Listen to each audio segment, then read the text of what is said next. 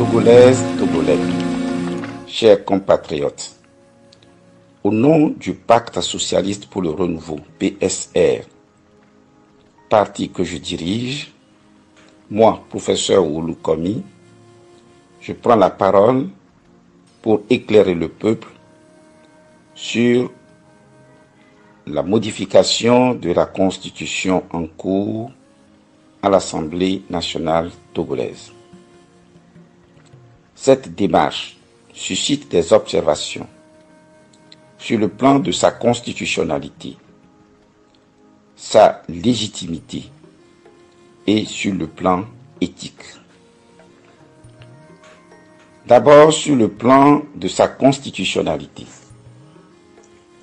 Il s'agit de se demander si l'Assemblée actuelle, dont le mandat a pris fin, peut encore modifier notre Constitution sans la violer. La réponse à cette question est certaine.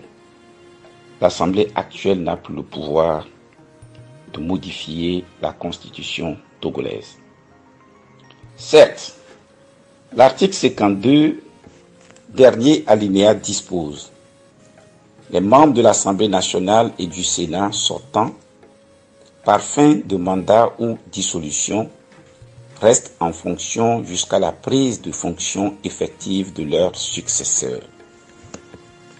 Il existe en droit un principe essentiel, selon lequel la loi cesse là où cesse sa raison d'être. Chaque loi, chaque article, quel qu'il soit, a une raison d'être. Et c'est justement pour cette raison qu'il faut se demander quelle est la raison d'être de l'article 52, dernier alinéa. Il s'agit pour le constituant togolais de permettre, alors que le mandat des députés a pris fin, de répondre aux situations d'urgence pour que l'État puisse faire face aux situations d'urgence alors que le mandat des députés a pris fin, ou encore lorsque l'État est dans l'impossibilité d'organiser les élections alors que le mandat a pris fin. La situation actuelle dans laquelle la Constitution togolaise est en train d'être modifiée ne correspond ni à une situation d'impossibilité ni à une situation d'urgence. L'article 52 n'a pas pour finalité d'autoriser une prorogation artificielle du mandat des députés. Il existe une différence entre l'exercice d'un mandat et rester en fonction alors que le mandat a pris fin. Il en résulte que normalement, cette assemblée dont le mandat a pris fin ne devrait même pas pouvoir être convoquée pour une session ordinaire. À plus forte raison pour la modification de la Constitution qui est le texte fondamental de notre pays. Peut-on imaginer un instant que l'Assemblée nationale, dissoute par exemple par le président de la République, et que les députés, après la dissolution donc du Parlement, se mettent à modifier la Constitution, alors que nous sommes dans l'attente des élections? Cela aurait constitué un scandale. Et nous sommes persuadés que le président de la République aussi ne pourrait admettre une telle situation. Nous sommes dans un cas similaire. Le mandat des députés, selon l'article 52, a pris fin. Ils sont simplement en fonction pour répondre aux situations d'urgence, pour donner à l'État le moyen de pouvoir réagir dans les situations d'urgence ou lorsqu'il s'avère que l'élection devient impossible. La loi cesse là où cesse sa raison d'être. Nous ne sommes pas dans ces situations, alors le Parlement n'a plus l'entièreté de ses compétences. Sur le plan de la légitimité, l'article 146 de la Constitution togolaise dispose: la source de toute légitimité découle de la présente Constitution. De ce texte, il résulte que les initiatives de l'Assemblée nationale ne seront légitimes qu'autant qu'elles restent dans le cadre des attributions qui lui sont reconnues par la Constitution.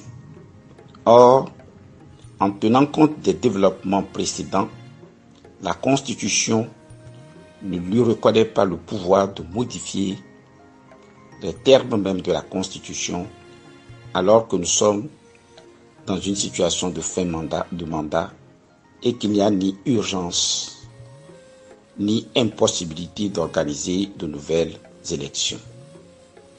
La précipitation dans laquelle se fait cette modification de dernière minute indique que l'Assemblée actuelle craint qu'après les élections qui s'annoncent, elle ne soit plus en mesure de procéder à une telle modification.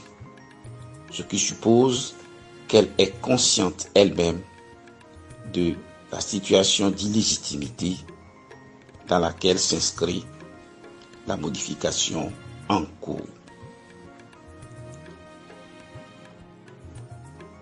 Sur le plan éthique, est-il normal qu'une assemblée dont le mandat a pris fin se mette à modifier la Constitution sans enfreindre les règles morales ou les principes moraux qui doivent sous-tendre l'action publique? La politique sans l'éthique n'est qu'une aventure de destruction de la cité. Un auteur le disait clairement: de l'absence de l'éthique naît le chaos social. Nous invitons le régime en place, nous invitons le président de la République à épargner le Togo d'un chaos social. Il est encore temps de faire marche arrière. Pour toutes ces raisons, le pacte socialiste pour le renouveau condamne fermement la démarche en cours actuellement à l'Assemblée nationale.